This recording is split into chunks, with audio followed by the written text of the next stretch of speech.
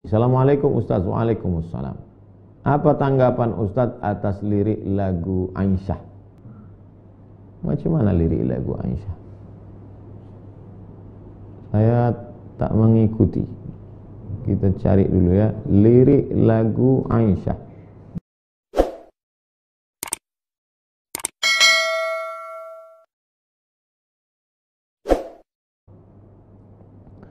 Imam Shibli pernah ditanya, lima tasfirus syamsu indal ghurub.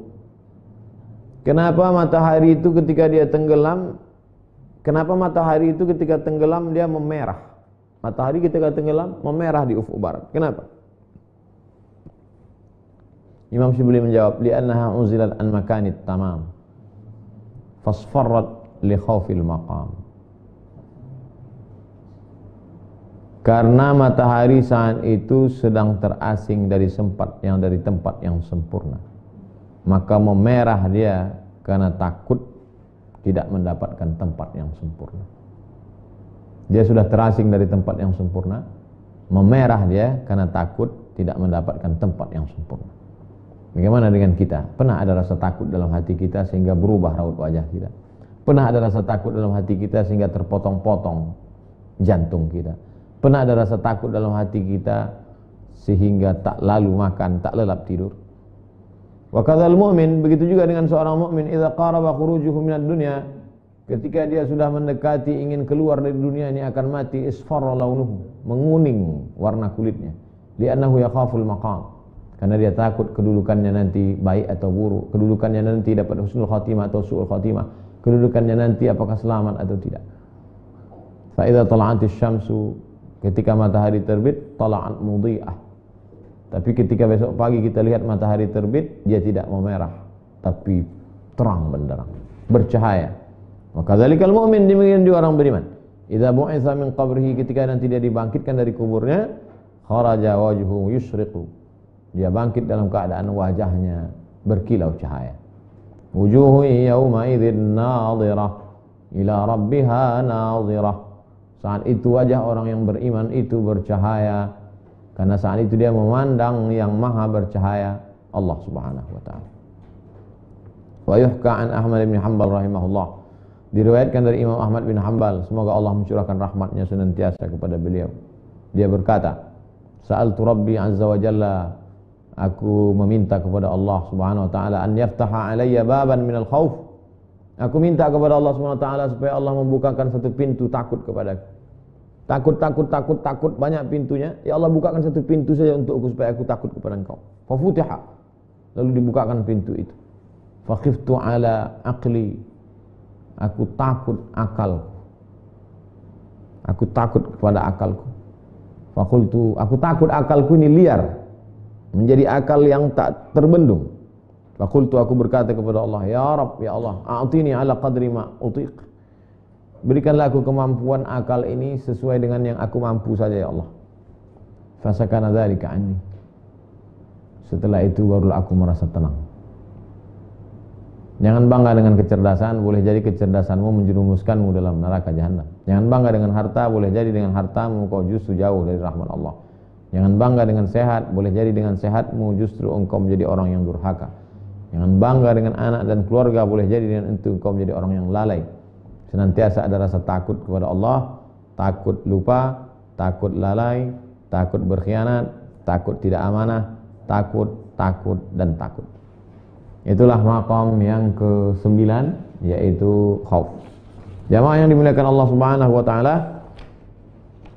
esok malam kita akan masuk ke dalam maqam yang ke-10.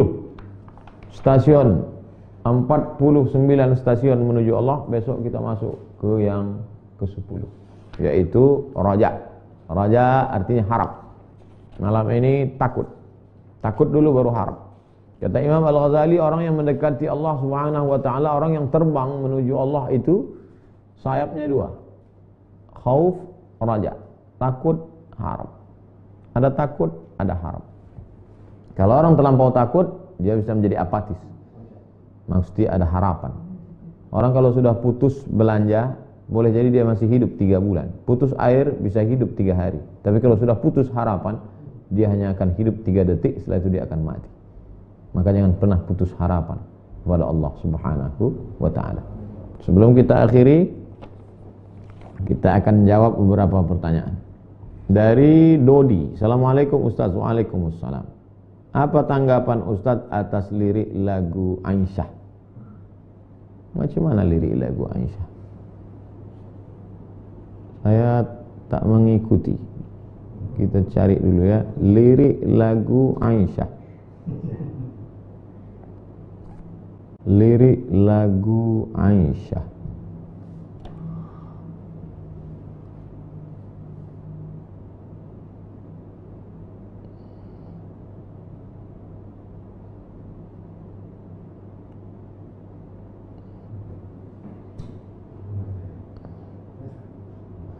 Lirik lagu Aisyah. Mulia indahnya, tak pula. Mulia indah cantik berseri, kulit putih bersih merahnya pipimu. Dia Aisyah putri Abu Bakar, istri Rasulullah. Aisyah itu ibu saya. Yang mengatakan Aisyah itu ibu saya Allah Subhanahu wa ta'ala. Wa azwajuhu ummahatukum. Istri Muhammad SAW itu adalah ibu kamu. Aisyah itu ibu saya. Lalu kemudian keponakan saya yang perempuan, anak adik saya, bertanya tentang neneknya. Dia masih gadis, masih umur belasan tahun. Maka saya ceritakan, Aisyah itu pipinya merah, kemudian mesranya dia dengan, karena begitulah bahasa milenial. Lalu kemudian cerita saya tentang neneknya ke cucu yang generasi milenial ini didengar oleh kakak ibu saya. Cerita saya ke cucu ini didengar, mendengar cerita itu, kamu gak sopan, masa emakmu kamu sifati seperti itu. Bahasa yang saya pilih waktu itu sebenarnya untuk ponakan saya, yang milenial itu, yang masih muda belia itu. Tapi didengar oleh orang tua, dia katakan gak layak, itu bahasa ke ibumu gak cocok, gak sesuai seperti itu. Kedua-duanya sayang. Saya sayang ke keponakan saya, maka saya pakai bahasa yang saya pilih, itulah sesuai untuk milenial. Saking sayangnya saya tidak mau cucunya ini lupa pada neneknya. Tapi juga abang ibu saya sangat sayang kepada adiknya. Dia tidak ingin kami menjadi anak yang kurang ajar, sehingga menyifati suatu sifat yang tak layak untuk ibu kami. Begitulah orang kalau sudah terlalu sayang. Oleh sebab itu jangan lupa, ketika pilihlah kata-kata. Alhamdulillah beberapa hari ini kan sudah ada syair yang baru. Tidak lagi menyebut Aisyah saja. Oh Sayyidah Aisyah, Siti Aisyah, oh Sayyidah. Jadi sudah ada perbaikan syair. Walau la daf'ullahi nasa ba'dhum bi ba'dhin. Kalaulah manusia ini tidak saling amar ma'ruf nahi munkar, saya yakin dan percaya kritik-kritik itu tidak menjatuhkan, tapi menyelamatkan kita semua. Maka bagi insan seni jangan pernah berhenti, teruslah berkarya. Kenalkan Fatimah, kenalkan Sayyidina Al-Hasan, kenalkan Sayyidina Al-Husain, kenalkan Sofia, kenalkan Ummu Kulthum, kenalkan Zainab. Dengan bahasa yang indah, pilihlah kata-kata, karena kalau tidak kita kenalkan, maka nanti mereka ini akan hilang dari anak cucu kita. Dengan bahasa mereka, dengan bahasa seni, dengan bahasa lagu, bilisani qaumi. Wallahu a'lam bishawab.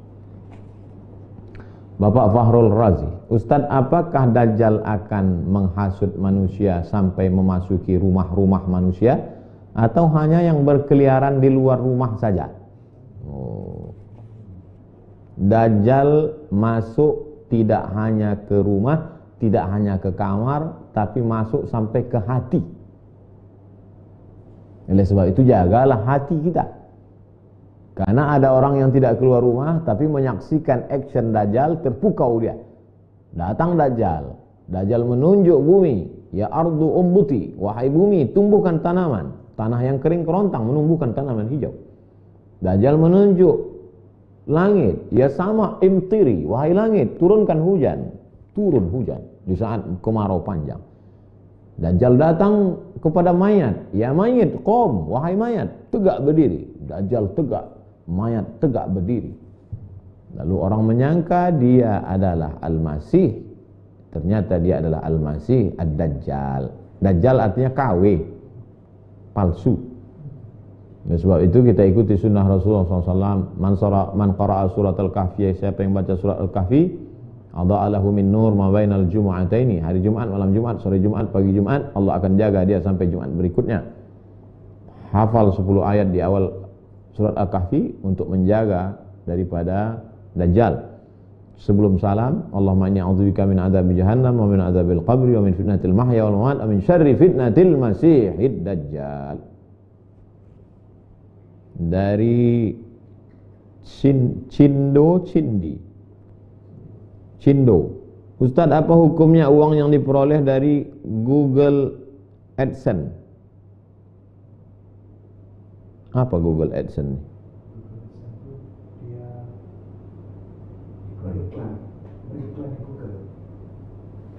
Saya punya produk, lalu saya iklankan.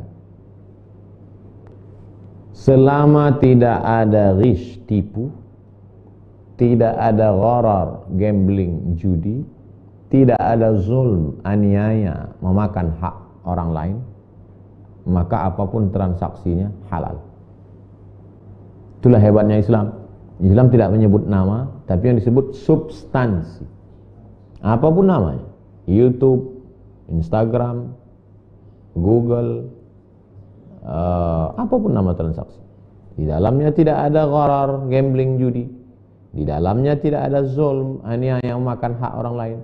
Di dalamnya tidak ada ketidakpastian, tidak ada maka transaksi itu halal. Da'ma yaribuka ila ma la yaribuka. Tinggalkan sesuatu yang meragukanmu kepada sesuatu yang tak meragukan. Dari Mai. Ustadz, bagaimana caranya agar kita ikhlas dalam beribadah, terutama sholat waktu, agar tidak berat melaksanakannya?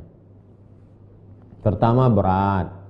Lama-lama, kata orang Melayu, alah bisa karena biasa. Lama-lama menjadi keperluan, hajat, kebutuhan. Kalau tak sholat macam ada yang kurang. Itu memang proses.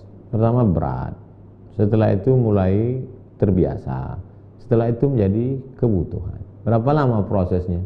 Bukan 10 tahun, bisa jadi 20 tahun.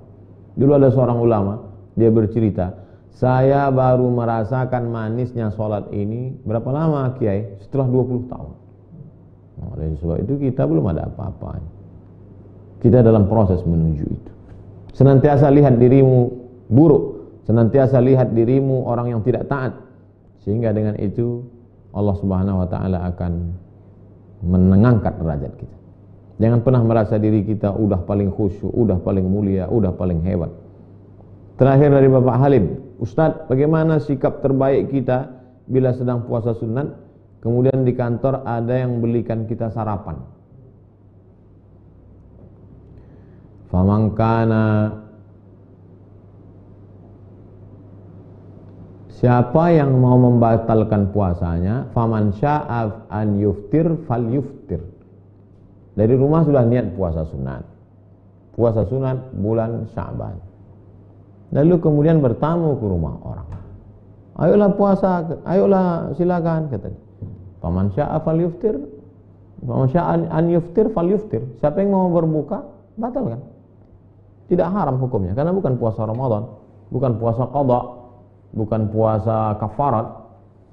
Jadi puasa sunat kalau mau dibatalkan, ya silakan batal. Siapa yang mau meneruskannya, silakan teruskan. Itulah enaknya kalau kita ngaji, teman kita ngaji. Kalau kita ngaji, teman kita ngaji. Ketika kita katakan, saya sedang puasa, dia tidak akan paksa. Dan kalau kita juga makan, dia juga tidak akan ketawakan kita. Karena dia tahu kita punya dua pilihan, mau makan atau lanjutkan. Andai Ustadz pada posisi saya, apa yang Ustadz lakukan? Saya sedang puasa.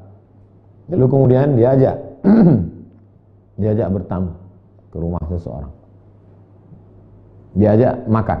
Apa yang saya lakukan? Saya lihat dulu apa lauknya. Kalau cuma ikan asin batal puasa, sayang lah. Eman-eman. lanjutkan. Nah, oleh sebab itu kalau mau lanjutkan puasa silakan lanjutkan. Dan yang kawan yang ngajak tidak perlu tersinggung. Enaknya kawan kalau sama-sama ngaji. Tapi kalau beda nggak ngaji, alah sombong, baru tobat kemarin, udah puasa sunat. Jadi kalau kita sama-sama ngaji enak. Saya berapa kali ngajak tamu buka puasa pas lewat dia ada puasa. Mohon maaf Ustaz, saya puasa. Oh ya nggak apa-apa. Kemarin saya sedang puasa bertamu ke rumah orang. Ustaz, makan soto. Aduh saya puasa. Dia tidak tersinggung. Kenapa? Karena sudah sama-sama ngaji. Oleh sebab itu teman-teman kita, sahabat-sahabat kita ajak ngaji. Supaya jangan lagi ada tersinggung karena sama-sama ngaji. Terima kasih. Mohon maaf atas segala kesilapan dan kekhilafan.